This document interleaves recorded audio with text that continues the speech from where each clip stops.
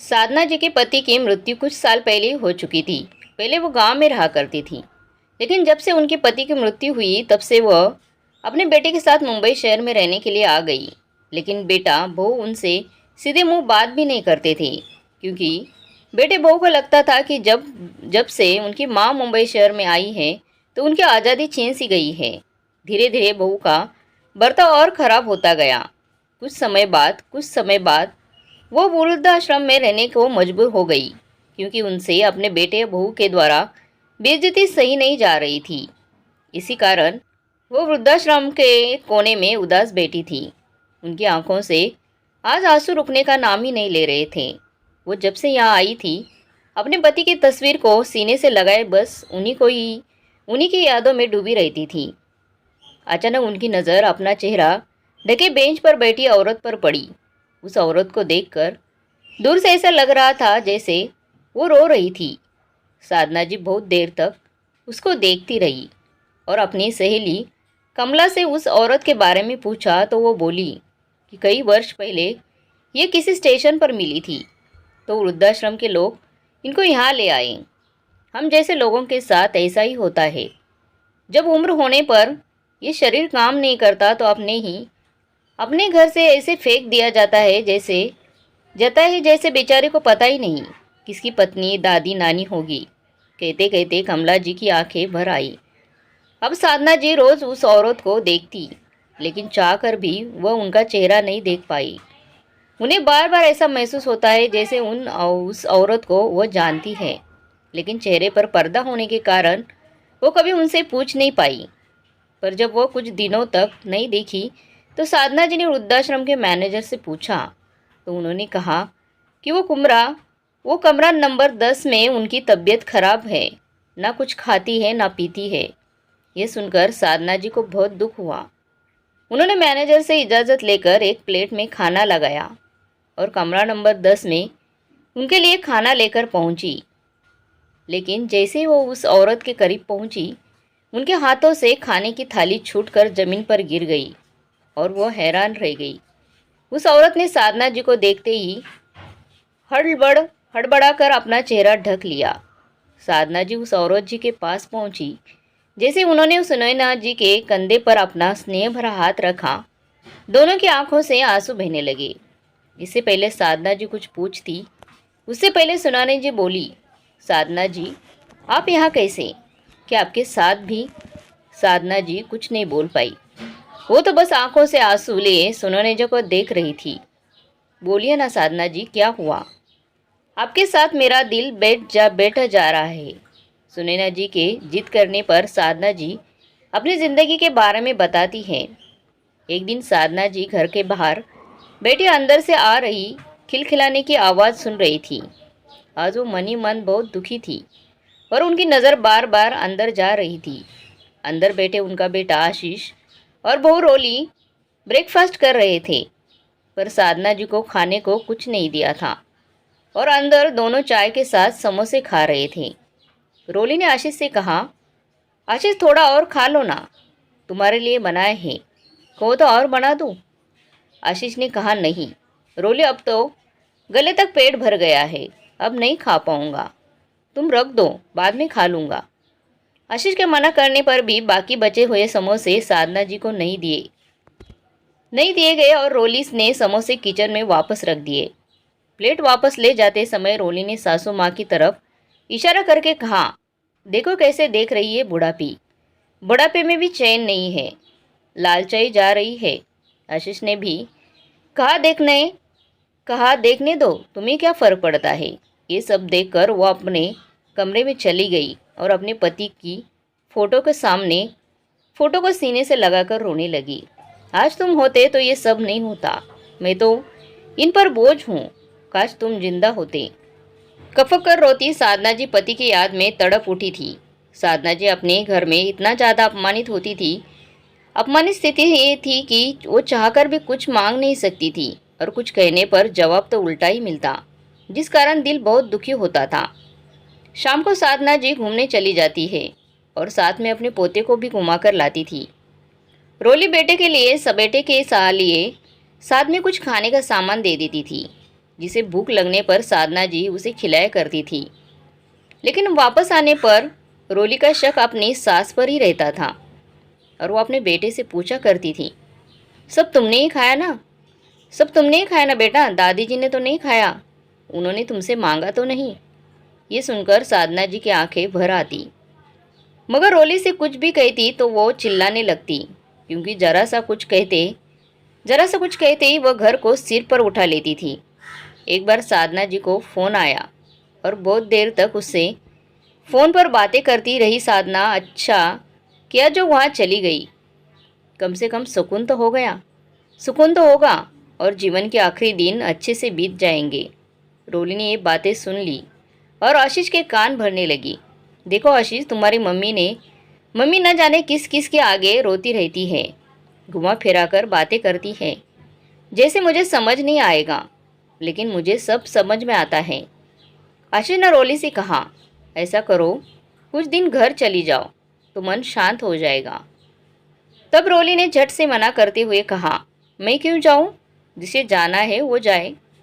रोली ने साधना जी को आते देखकर कहा।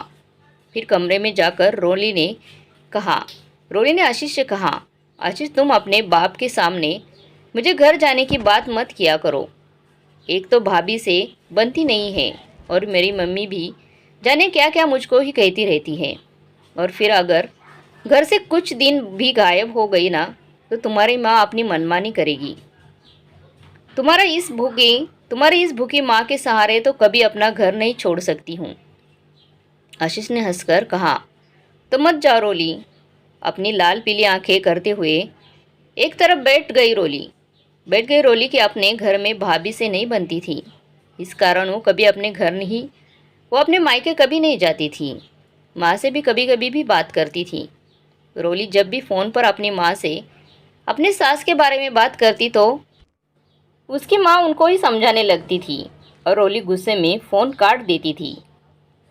साधना जी अपने घर में मान मार कर रहती थी, न तो पेट भर खाना मिलता था और ना ही सुकून था वहाँ पे। रोली की निगाहें हर वक्त उन पर ही रहती थी। पति के जाने के बाद एक बार फिर घर में त्योहार पर बढ़िया खाने की खुशबू आ रही थी। जाने क्या क्या बन रहा था और खुशबू ने भी भूख को दोगुना कर दिया था। दोपहर तक साधना जी ने इंतज़ार किया, कुछ खाने का मिलेगा, लेकिन खाना अभी तक उनके सामने नहीं आया। सुबह से नाश्ता तक नहीं दिया गया था, लेकिन साधना जी चुपचाप बाहर बैठी थी और उनकी आंखों में आंसू थे। दोपहर के 2:30 बजे उन्होंने आशीष से कहा, बेटा बहू से कहो कि खाना दे दे, बहुत ज़ोर से भूख लगी है। उस समय आशीष ने जाकर रोली से कहा तो रोली ने साधना जी के आगे प्लेट लाकर पटक दी, लेकिन प्लेट देखकर साधना जी देखती रह गई। ये क्या दलिया, आज तो त्योहार है ना, खाने की बढ़िया खुशबू तो आ रही थी, तो दलिया क्यों? साधना जी ने आशीष से कहा तो अंदर से रोली भागती हुई आई। माँ आपको तो बड़ा बिगाड़ कर गया है, दिन भर ये पकवान बनाओ वो पकवान बनाओ, आपकी जुबान तो बहुत चटोरी हो गई है। आपके लिए दलिया बनी है और पूरी पराठे तो आपको हजम नहीं होते हैं, इसीलिए दलिया बनाई है। साधना जी ने कहा, अरे बहू आज तो खा ही सकती हूँ ना, रोज़ तो सादा खाना ही खाती हूँ। रोली ने आंखें निकाल कर कहा, चुपचाप ही खाइए, बहाने मत दीजिए, अपनी लालची जुबान को काबू कीजिए। बहू का ऐसा जवाब सुनकर साधना जी देखती रह गई। हैरान हो रही थी कि वही बहू है जो अपने ससुर के सामने मम्मी मम्मी कहते नहीं थकती थी, और अब उनके आने के बाद ऐसे शब्द निकलते हुए जरा से भी सोच नहीं रही है वो। इसमें तो संस्कार मर्यादा सब ताक कर रख दिए हैं। लेकिन साधना जी को अपनी इज्जत प्यारी थी, इस कारण उन्होंने खामोश रहना शुरू कर दिया। अगर कभी रोली इनको बेनम से खाना खाते भी देख लेती थी तो भी तूफान खड़ा कर देती थी और कहती, देखो कैसे मुंह बनाकर खा रही है, भगवान का शुक्र करे कि ये सब भी मिल रहा है साधना जी को। साधना जी बस आंसू पीकर रह जाती थी और जैसा तैसा वैसा खा लेती थी। कभी नमक तेज कर देती तो कभी मिर्च, जिससे उनका पेट खराब हो जाता था। और फिर कहने को बहाना ढूंढती कि देखो देखो आशीष, इनको हजम तो होता नहीं है, तो फिर खाती क्यों है। एक बार साधना जी सुबह के समय अपने कपड़ा लगा रही थी। बाहर से रोली ने देख लिया और आशीष से कहा, आज सुबह सुबह कहाँ जाने के लिए कपड़े लगा रही है। ताने देकर बात करने लगी थी करती बात करती रोली ने आशीष को इशारा किया। आशीष ने कहा, अरे जाने दो जहाँ जाती हैं। रोली ने भी दांत पीसकर कहा, हाँ मुझे क्या, जाए भला टले, मेरा तो बोझ ही कम होगा। सारी बातें साधना जी ने सुन ली थी। उन्होंने कपड़े रखने के बाद कई फ़ोन किया। जो जगह तुमने बताई थी ना, उसका एड्रेस मुझे दे दो, मैं भी वहाँ आना चाहती हूँ। 1 घंटे बाद साधना जी बैग उठाकर निकल रही थी और उन्होंने गर्दन घुमाकर ड्राइंग रूम में बैठे आशीष को देखा। लेकिन आशीष अपने फ़ोन में बिजी रहा और उसने अपनी माँ से कुछ पूछने की ज़रूरत न समझी। रोली ने धीरे से कहा, देखो उधर तुम्हारी माँ कहाँ जा रही है। आशीष ने बिना गर्दन उठाए कहा, जाने दो और दुआ करो कि वापस न आए। रोली के चेहरे पर मुस्कुराहट फैल गई थी। साधना जी ने वापस लौटकर अपने सोते हुए पोते के माथे को प्यार से सहलाया और नज़र भरकर उसे देखा। फिर वो सीधे कदमों से बिना उधर उधर देखे बाहर निकल गई और बाहर जाकर पीठ घुमाकर एक बार नम आंखों से अपना घर देखा। मन ने कहा, जाना तो नहीं चाहती थी, लेकिन अब रुकने का कोई कारण भी नहीं था। उनकी आंखों में आंसू भर रहे थे और उन्हें अपने आंसू से पोंछते हुए अपनी मेहनत से बनाया आशियाना छोड़कर वो दूर चली गई। 1 घंटे बाद ट्रेन से वही पहुंच गई जहाँ का पता उन्होंने फ़ोन पर किसी से मांगा था। ऑटो से उतरकर गेट के सामने खड़ी हो गई। सामने लिखा था, बुजुर्गों का सहारा। साधना जी ने मन में कहा, बुजुर्गों का सहारा। साधना जी ने मन में कहा, अब यही मेरा सहारा है, मेरे घर, मेरे जीवन का अंतिम घर। साधना जी को ऐसे सोचकर फिर से आंसू आ गए, लेकिन उन्हें पहुंचकर गेट में कदम रख दिया उन्होंने। अंदर जाकर वो अपनी सहेली से मिली, जिनका नाम कमला था। उन्हें उनके ही कमरे में रहने को एक बड़ा बेड दे दिया था। साधना जी सामान रखकर उनके गले लगकर रो पड़ी। कमला जी ने कहा, कोई बात नहीं मेरी सहेली, जिंदगी में बहुत कुछ होता है, ये तो ये भी सही है। फिर उसके बाद बैठकर उनके दिल को हाल सुनाती रही, जिससे साधना जी का दिल हल्का होता गया। उन्हें दुख इस बात का भी बहुत था कि किसी ने भी उनसे चलते समय पूछा तक नहीं कि कहाँ जा रही हो और क्यों जा रही हो। अपनी औलाद से सपने में भी कभी ऐसी आशा नहीं की थी। इधर रोली ने साधना जी के जाते ही उनके कमरे की सफाई शुरू कर दिया। उसे उनकी एक डायरी में लिखा वो एड्रेस मिल गया और एक चिट्ठी भी मिली, जिसमें लिखा था कि मैं तुम दोनों को अपने बोझ से आज़ाद कर रही हूँ। अब तुम दोनों खुश रहो और मैं वृद्धाश्रम जा रही हूँ। रोली ने दोनों चीज़ें आशीष के सामने रख कर कहा, तुम्हारी माँ तो ऐसी गई है जैसे कोई सेलिब्रिटी हो कि अब वो हम गाजे बाजे के साथ उसे वापस लेने जाएंगे। उम्मीद तो यही की होगी उसने, लेकिन बड़ी मुश्किल से तो बला टली है। फिर से घर में नहीं चाहिए मुझे, वो अपनी मर्जी से गई है, हमने निकाला थोड़ी है। आशीष भी खुशी का जैसा ठिकाना नहीं था। उसने कहा, अब तो खुश हो जाओ, अब कोई समस्या नहीं है, पूरा घर तुम्हारा ही है। मम्मी के कमरे से उनकी सारी चीज़ें हटवा दो। रोली और आशीष जैसे दोनों इस बात खुशी मना रहे थे इस बात की, और इधर साधना जी फिर भी उम्मीद लगा रही थी कि शायद कभी तो बेटा याद करेगा या फिर मुझको मिलने आएगा, लेकिन कोई आने वाला नहीं था। और एक गलतफहमी भी वक्त के साथ जाती रही। वहाँ पर उदास बैठी रहने वाली साधना जी अब घुल मिल गई थी वृद्धाश्रम में और मुस्कुराने भी लगी थी। एक दिन दोनों सहेली पार्क में घूम रही थी कि तभी गेट पर एक गाड़ी आकर रुकी और एक महिला जो थोड़ी झुकी सी थी वो बाहर उतरी। कमला जी ने देखते ही कहा, देखो साधना, आज फिर कोई या किसी अपने को छोड़कर चला गया है। चलो चलकर देखते हैं। जैसे दोनों गाड़ी के करीब पहुँचे तो उस बुजुर्ग औरत ने चेहरा ढक लिया और दोनों उसको देख नहीं पाई। दूसरी तरफ से उतरकर एक आदमी आया और बोला, मुझसे तो यही तक छोड़ने को कहा था, अब आप खुद ही अंदर चली जाओ। ये लो अपना बैग। वो व्यक्ति ड्राइवर लग रहा था। उसने बाद हाथ में दिया तो उसने बैग हाथ में दिया तो बुजुर्ग औरत अंदर चली गई और गेट के चौकीदार उनको ऑफिस तक ले गया। झुकी हुई बुजुर्ग महिला काफ़ी परेशान मालूम हो रही थी। वो बहुत सुस्त लग रही थी और वो अपने ढके चेहरे को पल्लू से पोंछ रही थी। शायद रो रही होगी वो। कमला जी और साधना जी देखती रही और बोली, उम्र होने पर ये शरीर जब काम का नहीं रहता तो अपने घर के लोग ऐसे घर पे बाहर फेंक देते हैं। अब ये भी किसी की पत्नी होगी, दादी नानी होगी, मगर उसे ज़्यादा महत्व इनकी जिम्मेदारी का बोझ है जो किसी से उठाया नहीं जा रहा होगा और यहाँ भिजवा दिया होगा। कितना दुख होता है।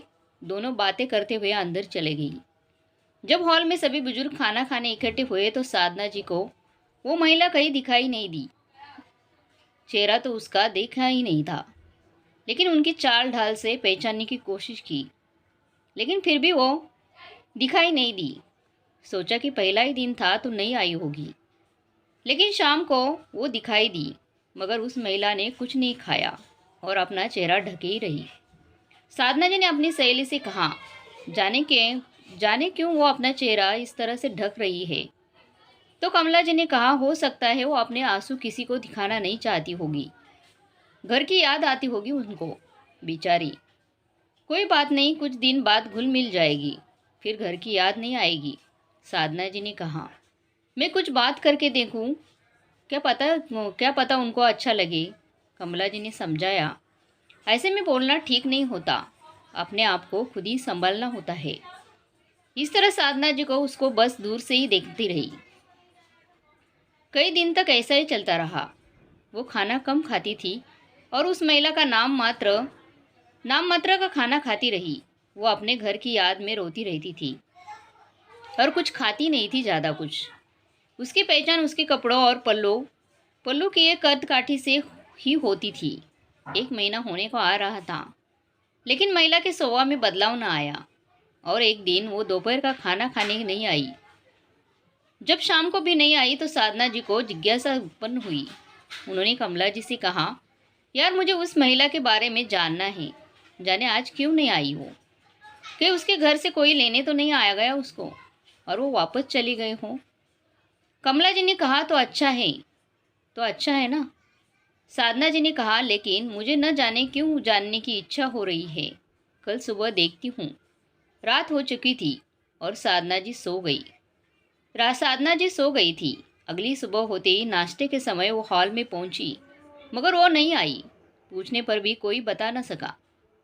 सबने कहा कि उनका नाम क्या है, मगर नाम तो साधना जी जानती ही नहीं थी। उन्होंने फिर थोड़ा इंतज़ार किया, मगर दोपहर में भी वो नहीं आई दिखाई दी। इसके बाद साधना जी ने मैनेजर से जाकर पूछा। उनका हुलिया बताकर कहा, वो महिला कहाँ है। बड़ी दुखी सी लगती थी। वो ठीक है, वो ठीक तो है, मैनेजर ने कहा वो कमरा नंबर 10 में है और काफ़ी दिन से बीमार है, क्योंकि खाना ठीक से नहीं खाती थी और घर का याद करके रोती रहती थी। साधना ने दुख व्यक्त किया और कहा, क्या मैं मानवता के नाते एक बार कुछ देर के लिए उन्हें देख सकती हूँ। क्या है ना, वो चेहरे ढके रहती थी और अंदर ही अंदर रोती भी थी, तो सोचा एक बार देख लूँ।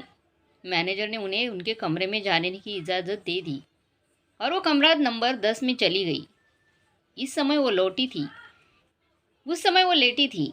साधना जी उनके पास पहुंची तो देखकर चौंक गई।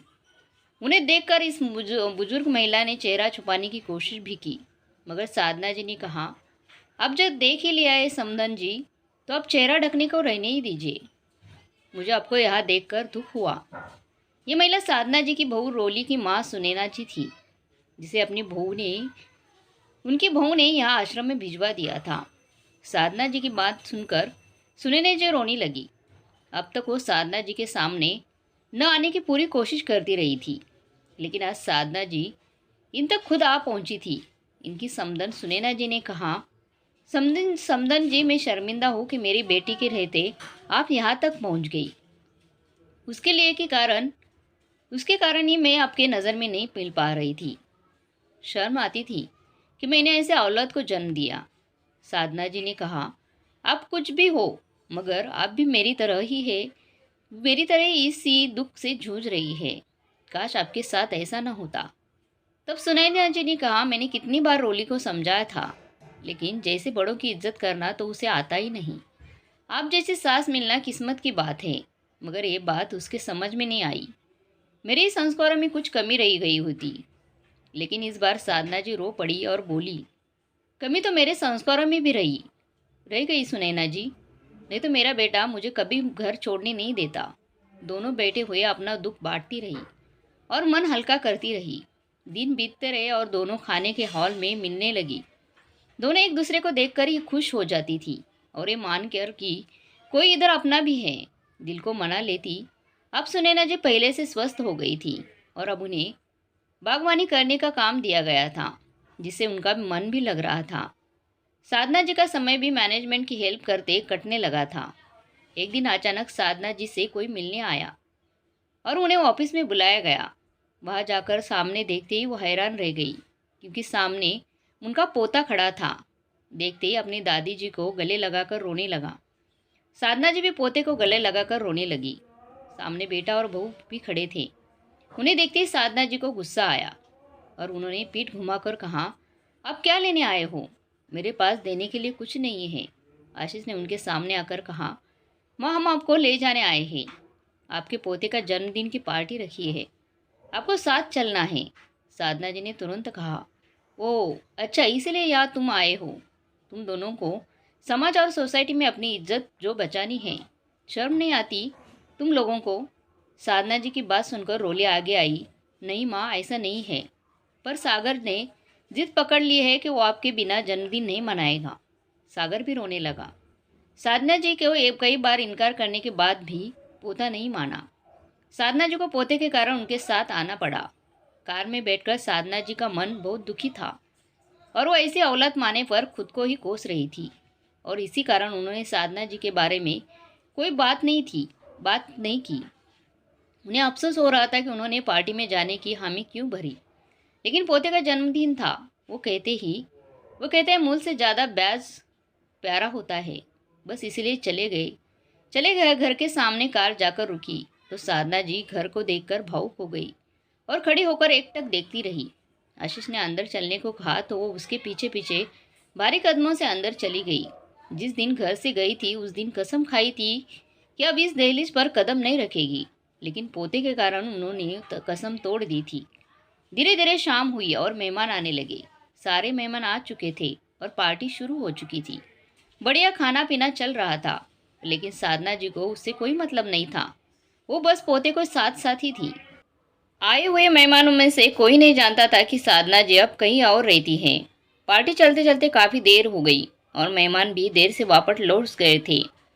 साधना जी जाकर रात भर अपने कमरे को देखती रही और सोचने लगी कि कभी ये घर अपना हुआ करता था, आज पराया जैसे लग रहा है। एक एक ईंट अपने सामने रखवाई थी, लेकिन औलाद ने हर चीज़ से दूर कर दिया। जागते जागते किसी तरह से सुबह हो गई और साधना जी ने आशीष को देखते ही कहा, अब मुझे वापस जाना है आशीष। आशीष ने कहा, हाँ, बस नाश्ता करके निकलते हैं।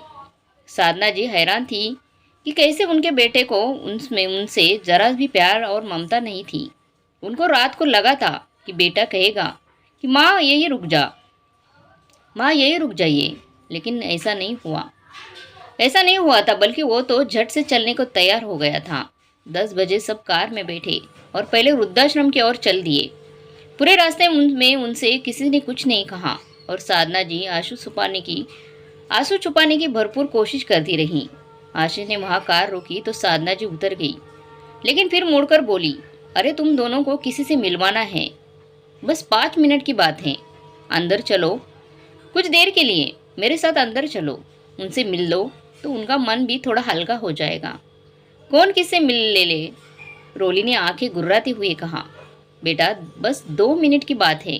जिद करने पर दोनों बेनम से साधना जी के साथ अंदर चले गए।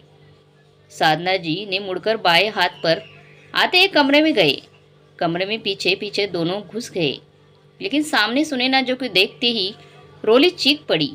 मम्मी मम्मी यहाँ क्या कर रही हो तुम?